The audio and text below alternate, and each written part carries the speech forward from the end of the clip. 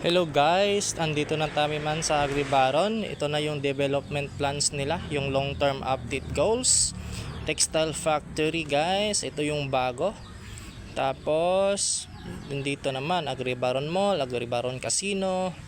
And then yung kanilang beef poultry. Ayan guys, bago na naman. And then yung Celebration Plaza nga pala is open na guys. Wait. Eto, makikita natin na pwede na yung Celebration Plaza, naka-open na yung store nila.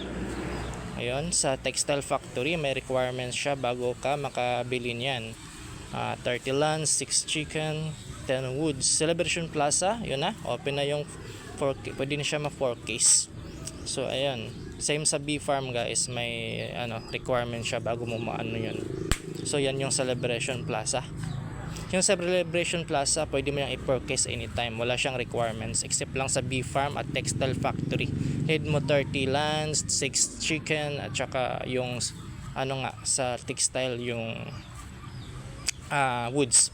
Sa casino, ito, may bago silang game. Ayan guys, pili ka lang dyan pag natamaan yan. Pag natamaan yung pinili mo, dyan mananalo ka. Yan yung bagong games ng casino nila. So exciting no sa mga sugarol at saka yung mga feeling na swerte. Pwede kayong mag-casino sa Agribaron. So may free chicken pala guys after 30 days. Pag may at least 1 chicken ka, bumili ka ng tapos nag-sign in ka for 30 days, meron kang free na chicken. So eto na, nag-harvest na nga tayo. Then dito tayo sa mga poultry, harvest natin yung ducks tapos yung chicken. Ayan na. Okay. Ayun. So, step by step lang natin no kasi may mga beginners na nanonood para mas maintindihan nila kung paano laruin si Agribaron. Then convert products into gold coins and diamonds. So, yung converted products na natako-convert sa coins, sila yung reusable. Pwede mo ulit ibili ng feeds saka seeds. Tapos yung products naman nako-convert doon sa processing plant, yung nagiging diamond, sila yung fixed profit mo na pwede mo namang i-convert ulit sa coins para ma-withdraw. Ito guys, ito yung fixed profit natin. Yung wheat, tapos yung corn, ayan, yung apple, ayan. Ito yung sa itlog, yung free guys. Okay, pag may 1 chicken ka at least tapos naka 30 day sign in ka. Ito naman sa feeder sa chicken.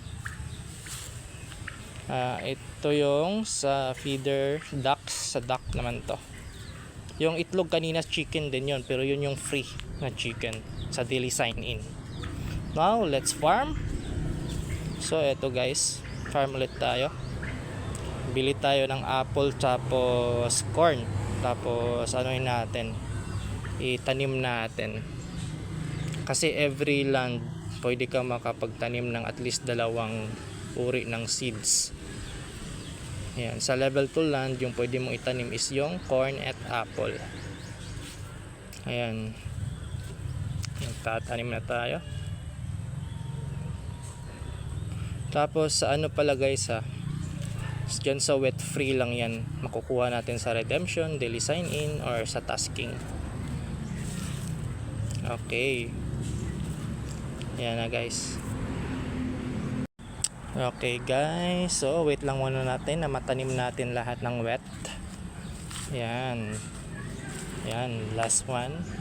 Okay. So ayan. Nakapag-farm na tayo. Kinabukasan same time i-harvest na natin yung sa farm natin. Dito muna tayo sa poultry, sa chicken.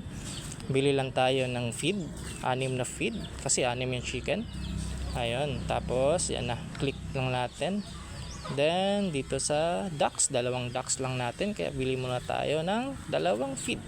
Pero in the long run, bibili pa tayo ng iba pang ducks para makompleto natin, para tumaas yung investment natin at makakumita ng mas malaki. Ngayon guys. So, ayan. Total investment natin is nasa 15,000. Okay, so convert diamonds muna tayo guys kasi magpapa live withdrawal ulit tayo para to proof na mabilis at nagpapa-withdraw talaga si Agribaron. Mag 2 months 2 months na pala si Agribaron talaga ngayon, guys, no? Yung mga naunang sumabay, next month paldo na sila, ROI na. Ito, punta tayo sa withdrawal and then click GCash and then lagay natin yung natin, withdrawin natin na coins. Ayan, pagkatapos click withdraw immediately. Then ayun, after that wait na lang natin na dumating or mag-notify si GCash. So ayun, so yun na guys, nag-notify na si GCash. Okay, tingnan natin, you have received your GCash money.